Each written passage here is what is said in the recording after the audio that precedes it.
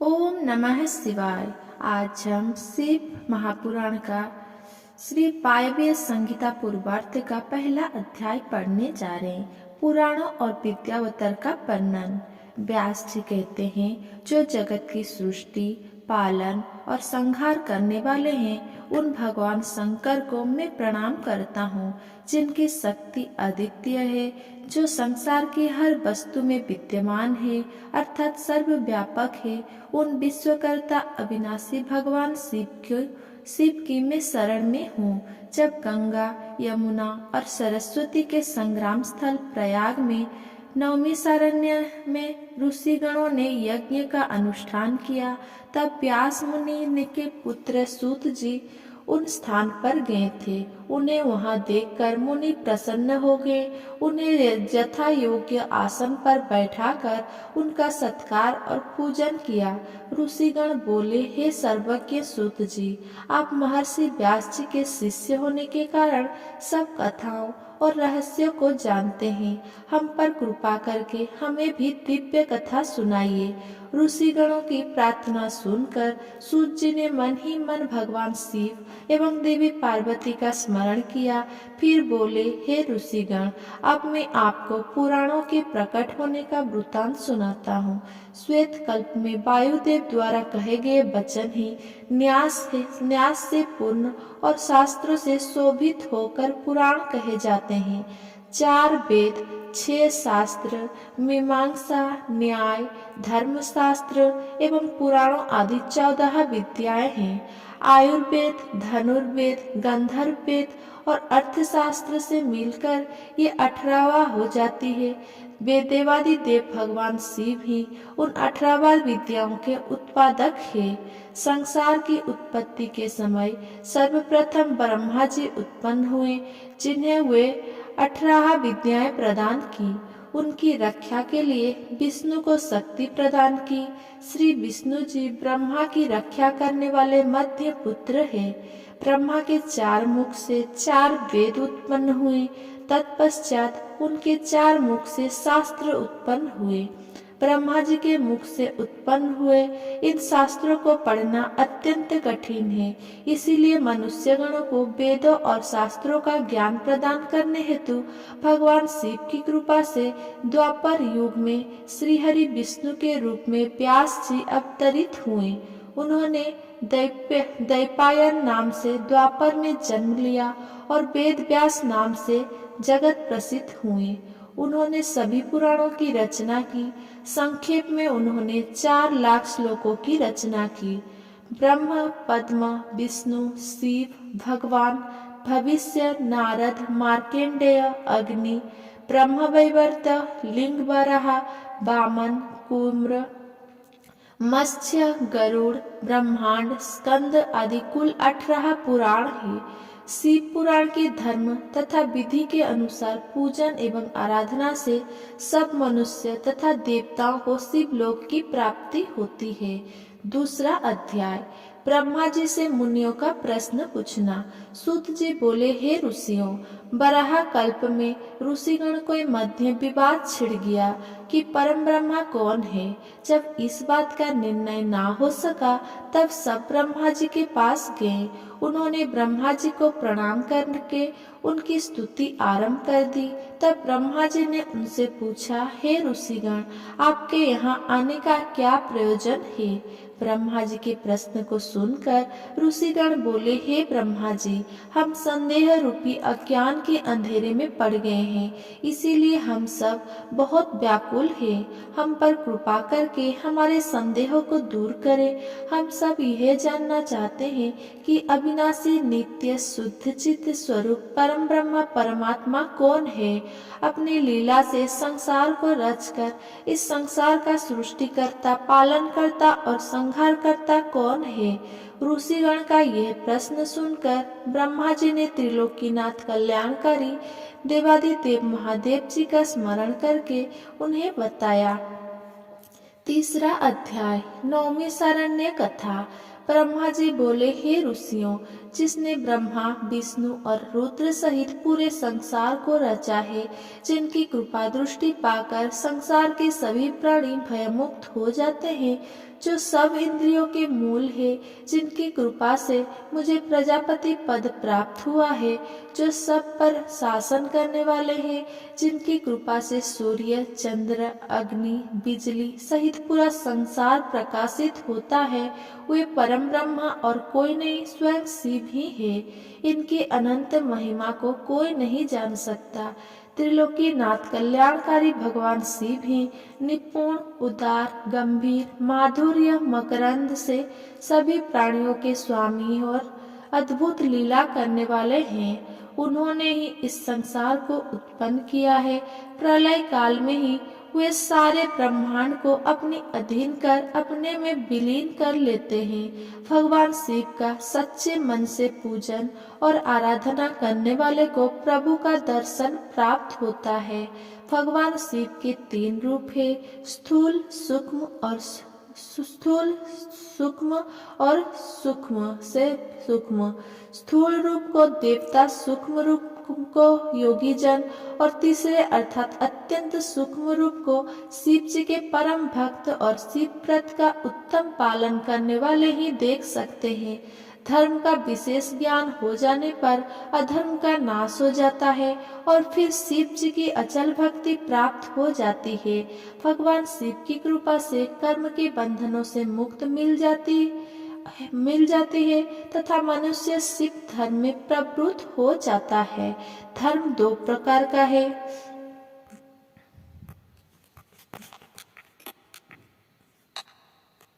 गुरु अपेक्षित तथा गुरु अनपेक्षित। गुरु अपेक्षित धर्म द्वारा ही शिव धर्म में प्रवृत्त होकर शिव ज्ञान की प्राप्ति होती है और मनुष्य सांसारिक मोह माया को त्याग कर भाव साधन में लग जाता है। तत्पश्चात ज्ञान और ध्यान से युक्त होकर मनुष्य योग में प्रवृत्त हो जाता है। योग से मोह भक्ति, भक्ति से शिव जी की कृपा और उनकी कृपा से संसार से मुक्ति मिल जाती है। तब मनुष्य शिव धाम एवं शिव पद को प्राप्त कर लेता है। इसीलिए ऋषिगण, आप सबको मन और वाणी को शुद्ध करके परमात्मा शिव के ध्यान में लग जाना चाहिए। यज्ञ और मंत्रों द्वारा आवाहन करने से वायुदेव आपके पास आएंगे, उसी से तुम्हारा कल्याण होगा। फिर आप सब पवित्र वाराणसी नगरी में चले जाना, क्योंकि वहीं पर पिनाकधारी शिव देवी पार्वती जी के साथ विराजमान है। इस समय मैं मनोमय चक्र को छोड़ रहा हूँ। इस चक्र की नोमी जहाँ टूटे उसी स्थान पर आप महायज्ञ आरंभ करना। ये कहकर ब्रह्मा जी ने शिव जी का स्मरण करते हुए सूर्य के समान चमकते दिव्य अलौकिक चक्र को फेंक दिया। सब ऋषियों ने ब्रह्मा जी को प्रणाम कर चक्र के पीछे चलना आरंभ कर दिया। वह चक्र बहुत दूर चलकर एक बड़ी शिला से टकराया और उसकी नौभी टूट गई। तब वही स्थान नौमिसारण्य नाम से विख्यात हुआ। ऋषिगण ने उसी स्थान पर महायज्ञ करने की दीक्षा ग्रहण की। एक समय की बात है, राजा पुरुरुवा रानी उर्वशी के साथ विहार करता हुआ उस स्थान पर पहुंचा।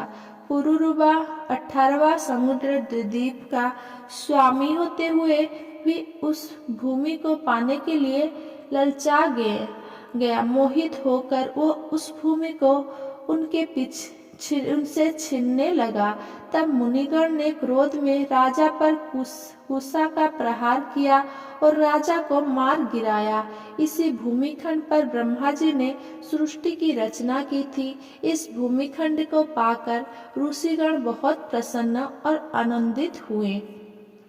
चौथा अध्याय, वायु आगमन। सूत जी बोले, ऋषिगण, उन भाग्यशाली ऋषियों ने नौमिसारण्य क्षेत्र में भगवान शिव को प्रसन्न करने के लिए 10,000 वर्ष तक यज्ञ किया। तब ब्रह्मा जी से प्रेरित होकर वायुदेव ने उन्हें दर्शन दिए। उन्हें अपने सामने पाकर ऋषिगण बहुत प्रसन्न हुए। ऋषिगण ने वायुदेव को उत्तम आसन देकर उनका बहुत आदर सत्कार किया। वायुदेव बोले, ऋषिगण, भगवान शिव की परम कृपा से आपका यज्ञ निर्बाध गति से चल रहा है। कोई राक्षस अथवा महादैत्य यज्ञ में विघ्न नहीं कर रहा है। फिर भी क्या आपको इस यज्ञ में कोई कष्ट हुआ है? आपने शास्त्र स्तोत्र से देवताओं और पितृकर्मों से पितरों को पूजकर यज्ञ को विधि विधान से पूर्ण कर लिया है। तब वायुदेव के इन प्रश्नों का उत्तर देते हुए ऋषिगण बोले, हे वायुदेव, हमने अपने अज्ञान रूपी अंधकार को दूर करने के लिए ब्रह्मा जी की आराधना की थी। तब उन्होंने प्रसन्न होकर हमें इस महायज्ञ को करने के लिए कहा था। उन्होंने ही हमें ब्रह्मा, विष्णु, रुद्र एवं देवों के स्वामी परम ब्रह्मा परमेश्वर कल्याणकारी भगवान शिव को प्रसन्न करने के लिए शिव मंत्र जपने की आज्ञा दी थी। आपके शुभागमन के विषय में भी ब्रह्मा जी ने बताया था। आपने यहाँ पधार कर हमारे महायज्ञ को पूर्ण कर दिया। आपके दर्शन पाकर हम सबका जीवन सफल हुआ और हम सब कृतार्थ हुए। 5वां अध्याय शिव तत्व वर्णन। ऋषि बोले, हे वायुदेव, आप हम सबको यह बताएं कि आपको ये ईश्वरीय ज्ञान कैसे प्राप्त हुआ है, जिनका जन्म अभी तक प्रकट है। ऐसे ब्रह्मा जी से आपने शिव भाव को कैसे प्राप्त किया? प्रभु, हमारी इस जिज्ञासा को शांत करे और हमें ज्ञान प्रदान करे। ऋषिगण के वचन सुनकर वायुदेव बोले, हे ऋषिगण, 21वें श्वेत रूप नामक कल्प में ब्रह्मा जी ने ब्रह्मांड की रचना करने के लिए भगवान शिव को प्रसन्न करने हेतु कठोर तपस्या की। तब उनकी कठोर तपस्या से प्रसन्न होकर कल्याणकारी शिव ने उन्हें अपने स्वरूप के दर्शन दिए। तत्पश्चात उन्हें परम शिव तत्व ज्ञान का उपदेश दिया। अपनी तपस्या के प्रभाव से ही मुझे ब्रह्म ज्ञान की प्राप्ति हुई है।